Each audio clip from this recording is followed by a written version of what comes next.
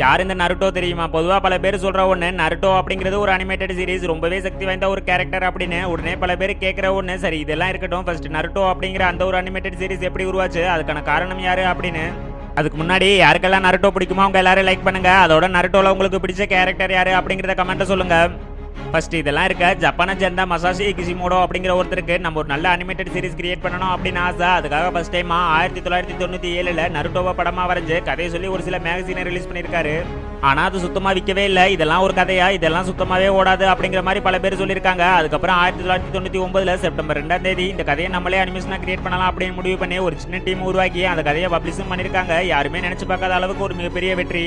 அன்னைக்கு யாரு இதை பார்த்து இதெல்லாம் ஒரு கதையா அப்படின்னு சொன்னாங்களோ அந்த ஒரு கதை தான் இப்ப பல மொழிகளில் உலக மக்கள் அதிகமாக பார்க்கப்படுற சீரீஸ்ல ஒன்றாவும் இருக்கிறதோட நருட்டோ அப்படிங்கிற அந்த பேருக்கு தனி ஒரு ஃபேன்ஸ் கூட்டமே உருவாகி இருக்கு.